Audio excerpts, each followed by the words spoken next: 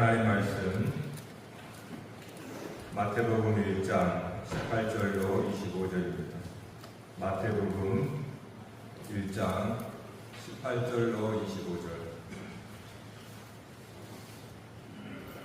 한 절씩 교도하고 마지막 은 함께 합독합니다. 예수 그리스도의 나심은 이러하니라. 그의 어머니 마리아가 요셉과 약혼하고 동거하기 전에 성령으로 잉태된 것이 나타났더니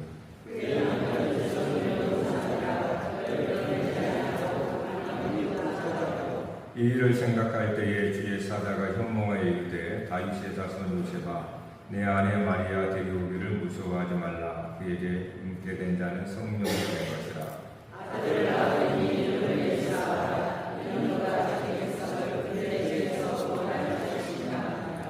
이 모든 일이 된 것은 주께서 선지자로 하신 말씀을 이루려 하심이니 이르시되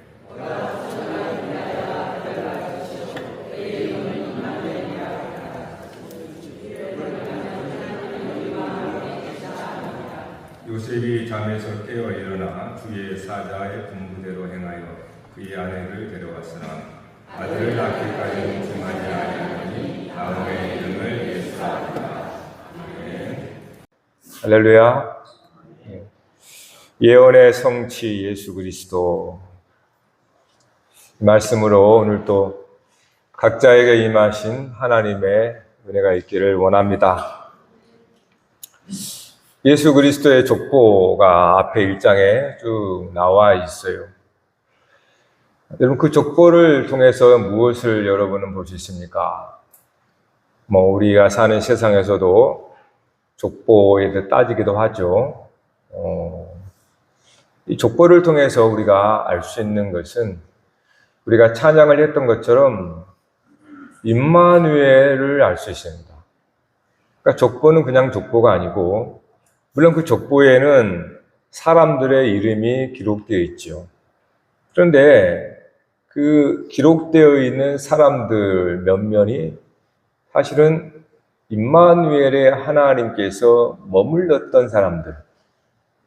그래서 눈에 보이는 현실에는 사람들의 역사요. 마치 인간의 역사처럼 보여요. 이스라엘도 마찬가지죠. 이스라엘의 왕들, 열왕기, 왕들의 역사 같지만 사실은 임마누엘의 역사죠. 그래서 우리는 그 열왕기에서 하나님이 함께 하시는 것을 발견하는 겁니다. 어쩌면 여러분들의 인생도 그와 같아요. 겉으로 볼 때는 사실은 하나님이 때로는 안 계신 것처럼 느껴질 때가 있습니다. 종종. 그러나 사실 하나님께서 띄엄띄엄 계시겠습니까? 우리가 꼭 필요할 때는 하나님 안 계시고 우리가 좋을 때는 하나님이 계신 것처럼 그렇게 하나님께서 마치 띄엄띄엄 우리 인생 가운데 계셨을까요? 그렇지 않아요. 하나님은 항상 함께 하십니다. 그리고 그것이 약속입니다. 영원히 함께 하겠다. 내가 너를 떠나지 않겠다. 라고 이렇게 약속을 하셨어요. 그러므로 이 족보라고 하는 것은 우리가 사람들의 역사를 보지만은 그러나 그 이면에 하나님께서 함께 하셨다라고 하는 것을 찾을 수 있는 겁니다. 이 메시아의 족보라고 하는데 예수님을 말씀하기 위해서 이 메시아의 족보를 얘기하는데 여러분 예수님이 어느 날 갑자기 뿅 하고 태어난 건가요? 이전에는 안 계셨고 마리아부터 태어난 그때부터 계셨나요? 그렇게 생각할까봐 족보를 미리 앞에 쭉 이렇게 1절부터 기록해 놓은 겁니다. 우리는 눈에 보인 것만 진짜라고 생각을 해요. 여러분의 마음은 보이지도 않는데 우리는 마음을 따라 살잖아요. 그러니까 보이지 않는 것이 있다라는 거예요. 그러니까 족보 속에 사람들의 이름만 거론되지만 그 속에는 하나님이 함께 하셨던 역사가 있습니다. 구약에도 메시아들이 많이 있었어요. 메시아라고 하는 뜻은 기름을 붓다라는 뜻이란 말이에요. 기름을 붓다라는 것은 하나님이 그와 함께 한다라는 상징적입니다. 그러므로 기름 부은 종들은 누구였습니까? 왕의 기름 부었죠. 왕을 세울 때. 또 제사장을 세울 때 기름 부었어요. 선지자를 세울 때 기름 부었어요. 그 말은 하나님이 함께 했다라는 뜻입니다. 그러니까 이 족보에는 사람을 부르게 하는 게 하나님이 함께 하셨다라고 하는 것을 읽을 수 있는 거예요. 그래서 거기서 예수님이 이제 나셨음을 이렇게 드러내고 있는 겁니다. 특이하게 16절을 한번 봐볼까요? 1장 16절. 야곱은 마리아의 남편 요셉을 낳았으니 마리아에게서 그리스도라 칭하는 예수가 나시니라. 여러분, 야곱과 요셉은 사실 우리가 구약 역사 속에 아주 중요한 이름이잖아요. 이스라엘이라고 하는 이름이 야곱이잖아요, 사실은. 야곱이 야복강에서 하나님 만나서 그가 이름이 이스라엘로 바꾼 거잖아요. 그러니까 야곱이라고 하는 것은 이스라엘을 말하는 거예요. 그리고 보통 이 성경의 유대계 속에서 보면 남성 중심이죠. 그래서 누가 낳았다라고 하는 것은 남자 이름입니다, 다. 그렇다고 해서 여성과 아이의 존재 가치가 없다, 그게 아니에요. 그 당시에는 남자를 얘기하면 거기에 같이 가족을 얘기합니다. 가족에 딸려 있다라는 거예요, 남자에. 근데 여기에 보면 야곱은 마리아의 남편 요셉을 낳았다 이렇게 말합니다 말이에요. 그럼 특이하게 마리아라고 하는 여인을 강조하고 있다는 걸 알 수가 있죠. 그러니까 야곱이라고 하는 게 이스라엘이에요. 그러니까 앞서 말씀드렸지만 이스라엘 속에 주님이 메시아가 함께 하였다는 것을 보여주는 겁니다. 그리고 그 마리아라고 하는 걸 통해서 야곱의 이스라엘을 말하고 그 야곱의 이스라엘을 통하여서 이제 예수가 나온 것처럼 그렇게 말씀을 해요. 여러분, 마리아로부터 예수가 나왔다 그 말은 특별히 야곱은 마리아의 남편 요셉을 낳았으니 마리아는 그리스도라는 예수가 나시니라 이렇게 연결을 시키고 있습니다. 따라서 이스라엘의 역사 속에 사실은 메시아가 계셨고 그 메시아가 때가 참에 사람의 몸을 입고 오신 것뿐입니다. 구약 이스라엘 속에 기름 부음으로 함께 계셨던 그 메시아가 이제는 사람의 몸을 입고 오신 것뿐이에요. 여러분, 마리아로부터 그리스도 예수가 나왔다라는 것은 깊이 사실은 묵상을 해야 될 구절입니다. 그냥 마리아로부터 예수가 나왔다라고 그냥 단순히 끝날 그러한 고백이 아니고 이 마리아로부터 예수가 나왔다라는 것은 이스라엘로부터 예수가 나왔다라는 뜻입니다. 그러니까 이스라엘의 역사는 예수를 낳는 역사예요. 이스라엘의 역사는 예수를 낳는 역사. 그래서 이스라엘의 역사는 보통 우리가 실패다 이렇게 말하죠. 우리가 지난 시간까지 말라기를 봤잖아요. 구약 말라기. 그러니까 말라기까지 봤던 것처럼 이스라엘은 역사는 뭡니까? 망했잖아요. 북이스라엘도 망하고 남유다도 망했잖아요. 그래서 우리는 이스라엘의 역사는 실패다 그렇게 말한단 말입니다. 그런데 그 말이 맞기도 하지만 이스라엘 속에서 예수가 나왔다라는 뜻은 그 역사가 실패가 아니란 뜻입니다. 이스라엘의 역사는 실패인 것 같지만 실패가 아니에요. 성공의 역사입니다. 예수 그리스도가 나셨기 때문에 그래요. 예수 그리스도가 나셨기 때문에 이스라엘의 패망과 멸망은 그게 끝이 아니라 오히려 성취요, 승리라고 말하는 겁니다. 그러면 이스라엘은 항상 있었어요. 이스라엘이 망해서 없어진 것 같지만은 그렇지 않아요. 이스라엘은 예수 그리스도를 낳기 위한 해산의 진통을 겪은 역사입니다. 그래서 예수 그리스도를 낳는 거예요. 그런 면에서 이스라엘은 망한 것 같지만 망한 게 아니란 말이에요. 여러분, 고난과 시련은 죽음이죠. 힘들잖아요. 우리 부모님이 자녀를 낳을 때 그건 죽음과 같은 진통입니다. 실제로. 그래서 죽기도 하잖아요. 그 말은 죽음과 같은 진통을 통해서 생명을 낳았다는 뜻이에요. 이스라엘 백성들이, 이스라엘의 역사가 결국은 죽음으로 망했잖아요.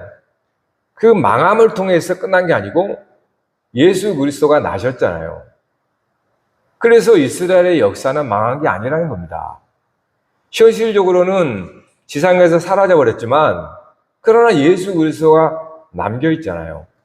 그래서 이스라엘의 역사는 없어진 게 아닙니다. 예수 그리스도로 여전히 이어지고 있는 거예요.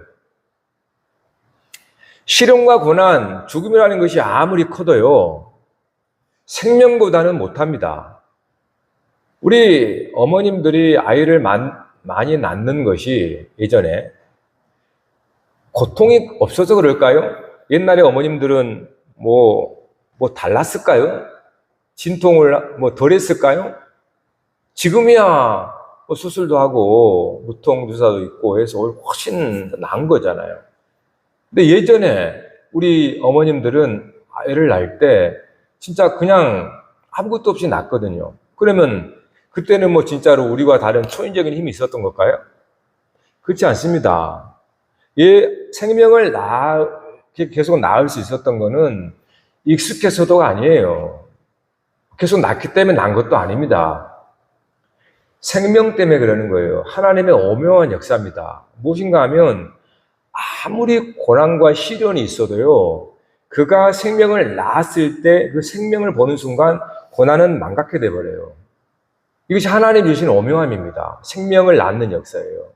그러니까 생명을 보면은 내가 진통했던 것이 망각하게 돼버려요. 그래서 아이를 낳는 겁니다. 진통과 고통이 약했다는 게 아니에요.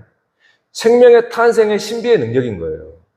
그러니까 고난이 아무리 많고 시련이 있다 하더라도 생명을 발견하면요, 그 고난과 시련은 지나가게 돼 있어요. 그것이 하나님께서 우리에게 생육하고 번성하라라고 하는 원리입니다. 생명의 기쁨이 없이는 고난을 이길 수가 없어요. 아무리 그래도. 이것이 저와 여러분이 겪는 인생입니다. 우리 인생은 수고하고 무거운 짐을 져요. 힘듭니다, 여러분. 나 하나 간섭이 힘든데, 여러분 결혼하면 아내도 있고 남편도 있고 자식도 있고 얼마나 힘들어요. 근데 생명이 자라나는 걸 보고 아빠와 엄마는 견디는 거예요. 그게 훨씬 크다는 겁니다. 그래서 그렇게 정말 살이 깎이는, 뼈가 깎이는 그러한 일도 마다하지 않는 이가 거기 있어요. 생명이 자라는 거예요. 이것이 하나님이 우리에게 생육하고 번성할 수밖에 없는 능력이라는 겁니다. 그러니까 이스라엘 백성들이 고난과 시련을 통해 결국 망하잖아요. 근데 그 망한 것만 보면 우리는 구약의 역사를 보기 싫습니다. 이스라엘 역사가 망했는데 그럼 뭔 교훈을 얻겠어요? 그렇기 때문에, 그러나 그 이스라엘의 역사의 끝이 멸망으로 끝납니다. 진짜로 현실에서는. 그런데 예수 그리스도가 나심으로 이스라엘이 지금도 명명되잖아요. 우리 입술을 통해서. 그러니까 구약 이스라엘의 망한 것만 보면 말을 못해요. 아파서. 누가 고난을 좋아하고 시련을 좋아하겠습니까? 좋은 길, 넓은 길, 편한 길을 좋아하잖아요. 그런데 우리가 예수 그리스도를 이야기할 수 있기 때문에 오늘도 우리는 목소리를 높여서 이스라엘의 망함을 얘기할 수 있는 거예요. 자신 있게. 아무리 그 시련과 고난이 망하게 할지라도 예수 그리스도를 낳으면 그건 승리하는 겁니다. 그리스도가 낳기 전까지는 멸망과 사라짐과 실패의 고난이에요. 근데 여러분이 예수를 낳으면 그거는 벌써 생명의 승리가 되어버립니다. 고난과 시련은 또 하나의 영광이 되어버린다 이 말이에요. 그게 여러분들 우리의 인생입니다. 그러니까 하나님의 성경을 통해서 우리에게 어떤 길을 보여주고 있어요. 우리는 수고하고 무거운 짐을 질 수밖에 없는 그런 세계 속에 삽니다.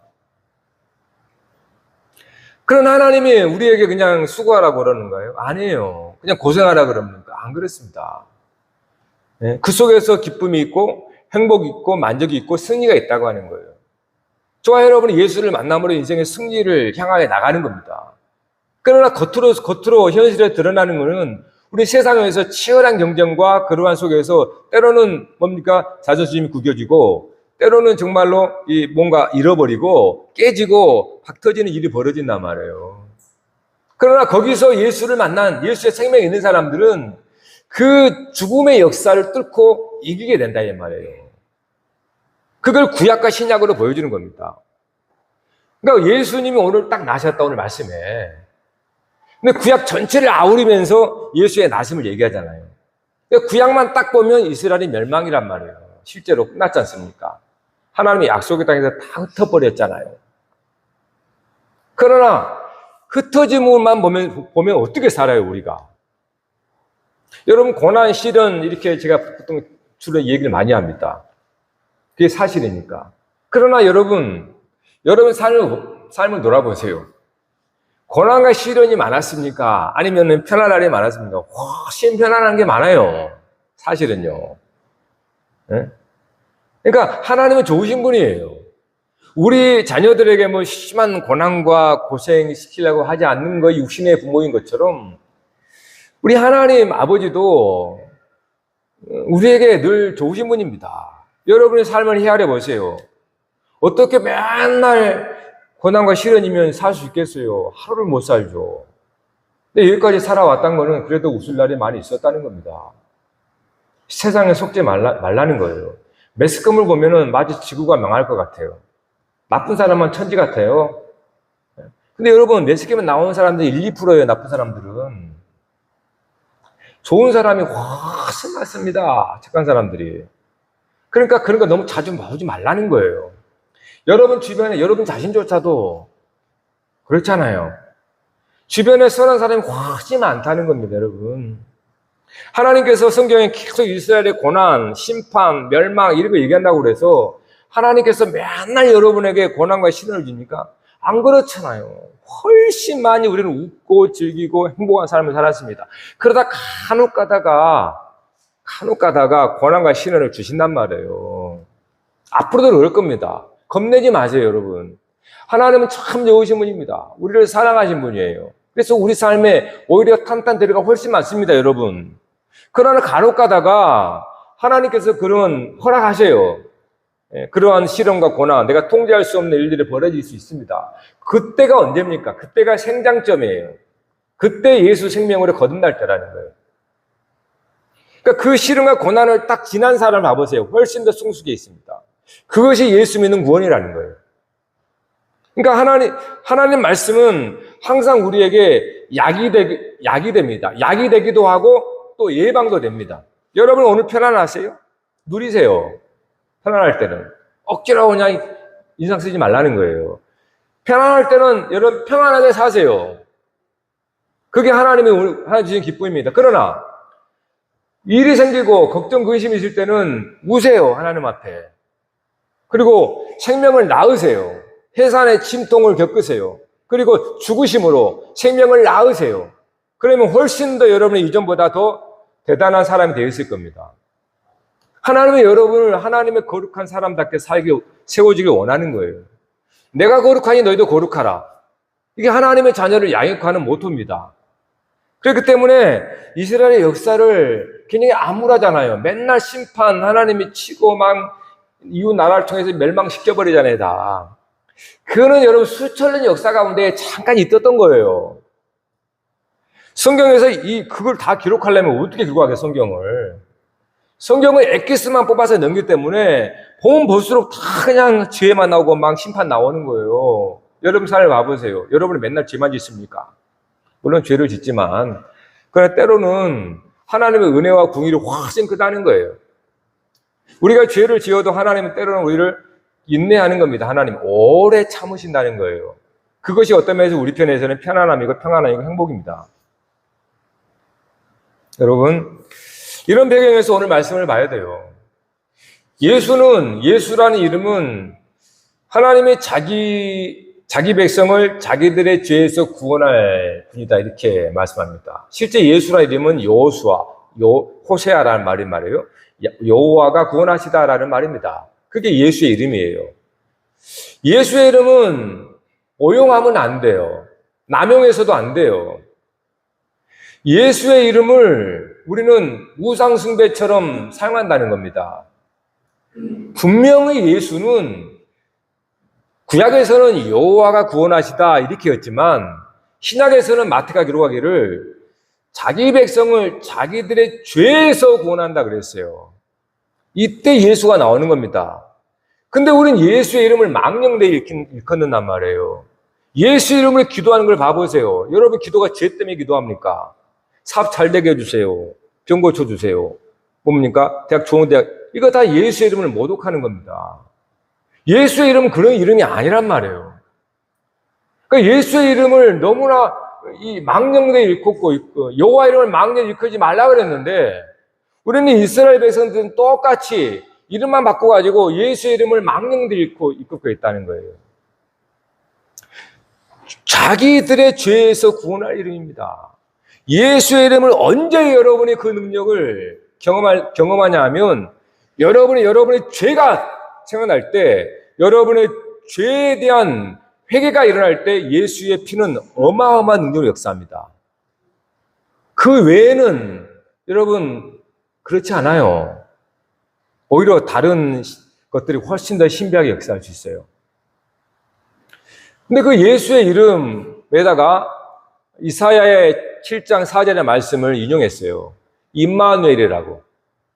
임마누엘, 우리가 찬양을 했지만 하나님 너와 함께 하시다라고 하는 그러한 뜻입니다. 여러분 예수의 이름과 하나님이 함께 하시다는 말을 이 관계를 여러분이 묵상 깊이 해보셔야 돼요. 우리는 하나님 함께 하시다 맨날 기도할 때 그럽니다. 저도 마찬가지예요. 주여 함께 하셔 주옵소서. 언제든 함께 해 주옵소서. 함께 해주세요. 근데 그것이 영혼 없는 기도가 많다는 거예요. 그 임마누엘이라고 하는 상황이 뭔지를 여러분이 생각하셔야 됩니다. 그렇지 않으면 우리는 함께 하여 주옵소서라고 하는 것을 전혀 깨닫지는 못해요. 그러면 이 마태를 통하여서 예수란 이름을 얘기하고 거기에 부연 설명으로 임마누엘이라고 하는 사건을 가져온 겁니다.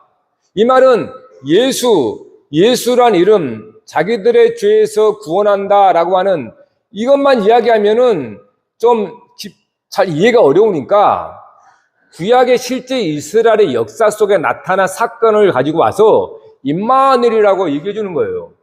그럼 이 임마누엘이 어떤 형국에서 나왔냐?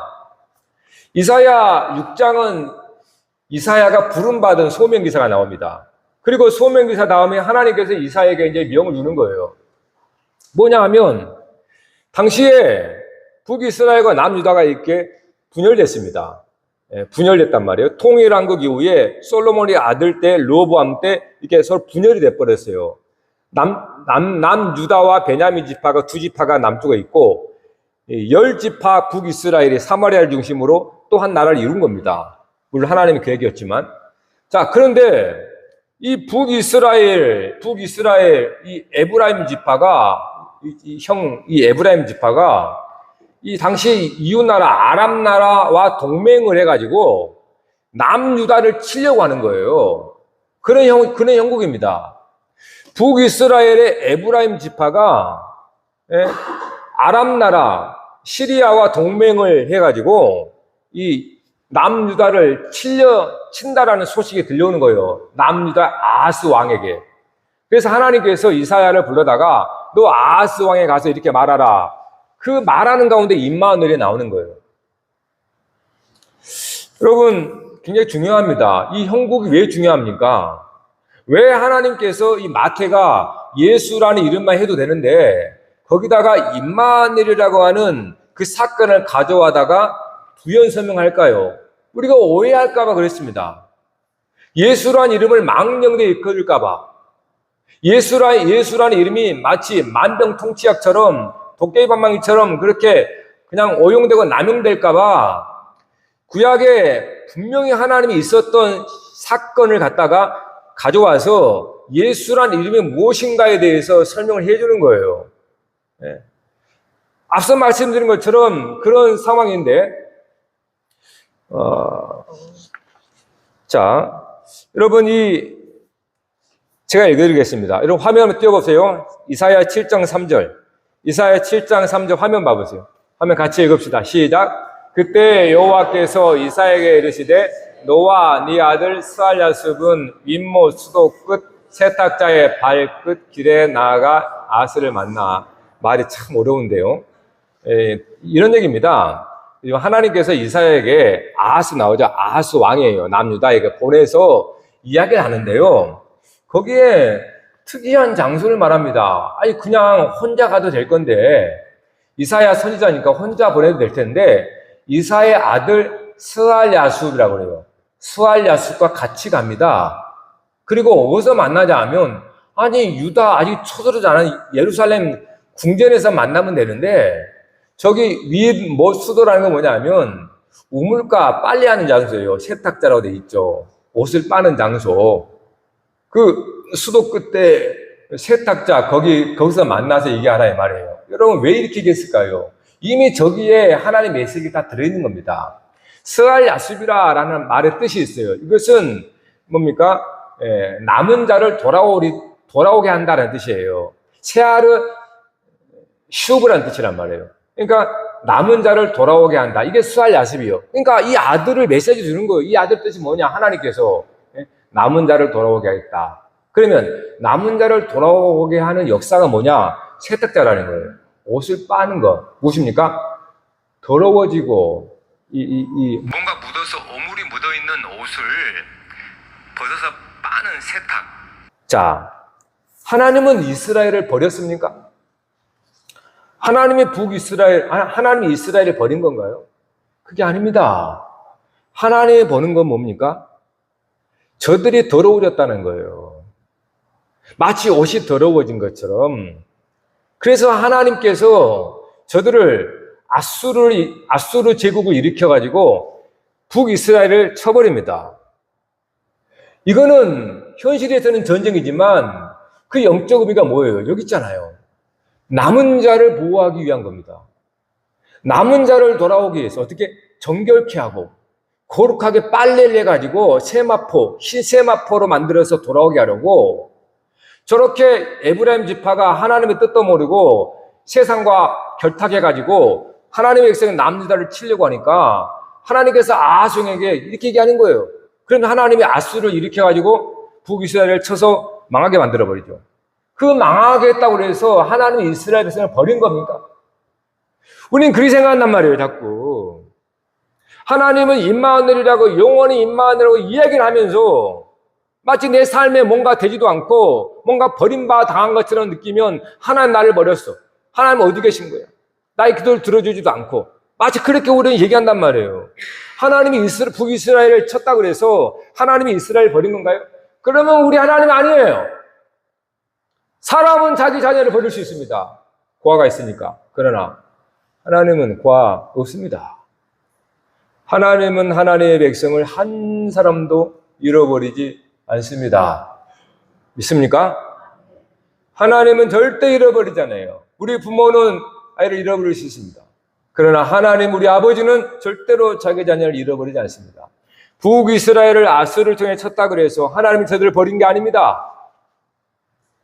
하나님은 저들을 거룩하게 빨래를 하는 거예요. 저들에게 묻어있는 이 오물과 더러운 것, 우상숭배 그런 거죠, 사실.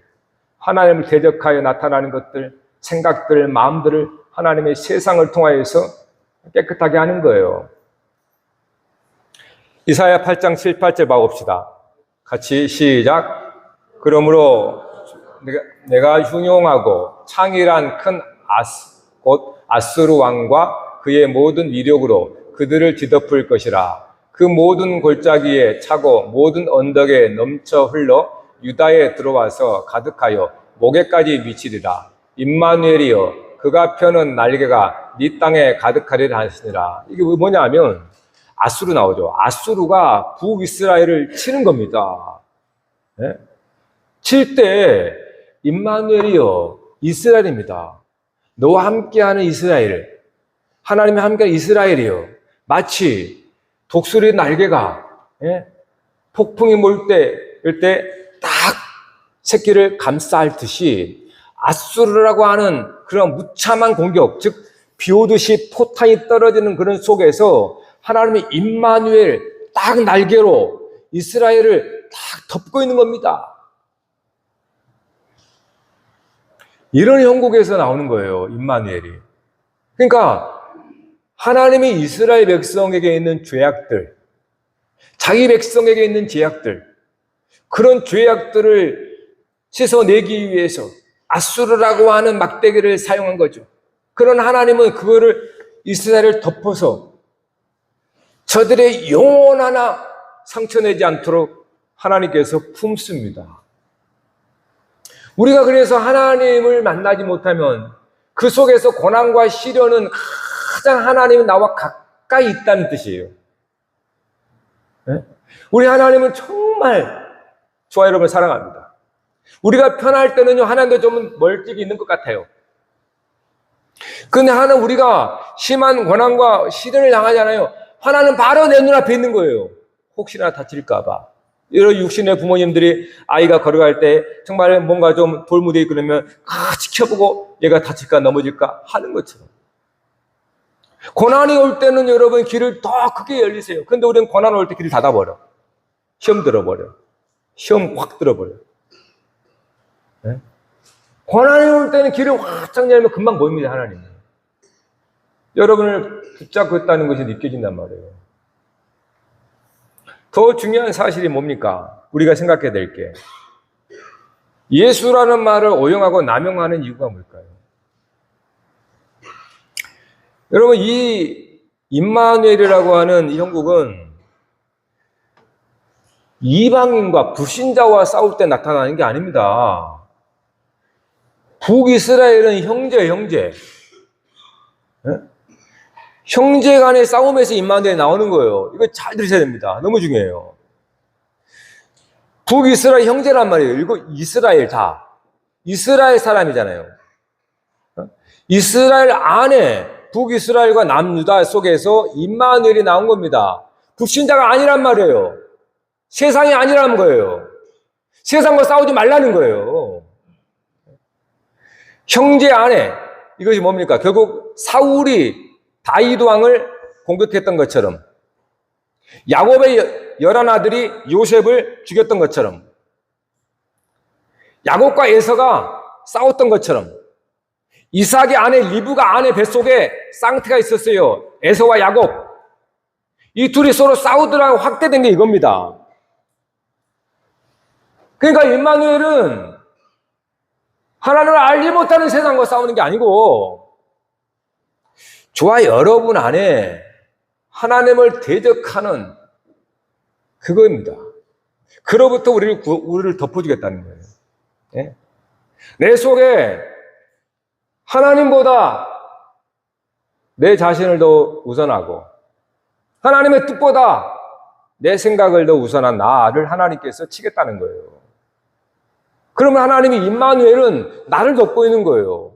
임마누엘 속에, 임마누엘 안에서 하나님은 내게 있는 더럽고 추악한 것들을 거두어 내겠다라는 거예요. 하나님 안에서. 그래서 그거를 북이스라엘과 남유다 관계 속에서 얘기해 주는 겁니다. 이거는 야곱과 에서 관계고. 그러니까 이런 임마누엘의 삶을 오해하면 안 된다는 거예요. 여러분, 성이 무너지는 것은 외부의 침략으로 무너지는 게 아닙니다. 물론 결론적으로는 그렇지만요. 그럼 그 전에 왜 안 무너졌어요? 성이 든든하면 안 무너집니다. 내부가 든든하면 안 무너진단 말이에요. 언제 무너집니까? 외세가 강해서가 아니고 내부에 반역자가 생겨버리면 성은 아주 쉽게 무너져 버리는 겁니다. 오늘 저와 여러분이 무너지는 것은 외부적인 시련이 커서가 아니란 말이에요. 불같은 시련이 여러분 덮쳐도 무너지지 않습니다. 어떤 사람은. 왜 무너집니까? 작은 시련과 고난에서 원망불평하면서 쓰러져 버려요. 왜요? 속에 강함이 없으니까, 믿음이 없으니까, 믿음의 능력이 없으니까, 하늘이 무너져도 솟아나게 되어 있습니다. 어떤 사람들은. 그거는, 그러니까 우리가 세상을 살아갈 때에 하나님은 세상을 바꾸지 않습니다. 더욱더 세상을 힘들게 할 겁니다. 예수 믿는 사람들에게는. 세상 바뀐다고 생각하지 마세요. 그러면 여러분 진짜로 실망하게 되고 염세주의에 빠지게 됩니다. 세상 안 바꿉니다. 세상은 제 길을 가는 거예요. 하나님은 저와 여러분들을 바꾸는 거예요. 연약한 우리들을 갖다가 강한 자로 바꿉니다. 약한 자를 강한 자로 바꿔요. 우리의 힘으로 싸웠던 내가 이제는 예수의 힘으로 일어나는 거예요. 나의 나약한 멘탈을 버려버리고 예수 그리스도를 믿음으로 사는 겁니다. 그러니까 예수 믿는 사람들은 엄청 강한 사람들인 거예요, 사실은. 육신이 강한다는 게 아니고 예수 때문에 믿음이 있다는 거예요. 그래서 우리 안에 하나님께서 약한 것들을 하나님 다 치워버리겠다는 거예요. 세상의 경험 얼마나 그게 여러분 노하우가 됩니까? 여러분에게 있는 힘이 얼마나 셉니까? 여러분을 구원할 수 있습니까? 여러분의 물질이 얼마나 많습니까? 그 물질이 여러분 구원할 수 있습니까? 여러분의 배경이 얼마나 든든합니까? 그 여러분 구원할 수 있습니까? 못하잖아요. 그런 것들 하나님께서 다 밀어버리겠다는 거예요. 그리고 진짜 너를 구원할 믿음을 가지고 살아라. 이것이 하나님께서 역사를 통해 보여주는 거란 말이에요. 그럼 우리 예수의 이름은 자기 백성을 자기들의 죄에서 구원하는 겁니다. 여러분이 무너지는 것은 옆 사람 때문이 아니에요. 너 때문에요. 그게 아닙니다, 여러분. 아무리 누군가가 욕을 해도 어떤 사람은 웃습니다. 그럼 어떤 사람은 작은 말 안에 상처받아 버려요. 여러분에 계시는 주님이 얼마나 강하신 분입니까? 엄청난 욕을 먹고 죄도 없는데 죄인 취급하고 완전히 십자가에 공적으로 못 박아 버렸으니 예수님만큼, 근데 예수님이 얼마나 온유해요. 예수의 이름은 자기 백성을 자기들의 죄에서, 오늘 저와 여러분이 넘어지는 것은 내 죄 때문입니다.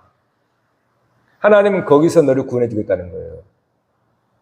세상이 아니에요. 여러분이 예수 그리스도 충만하면 세상은 긍휼히 여겨지게 돼요. 불쌍히 여겨지게 됩니다. 진짜 이김이 뭔지를 모르기 때문에.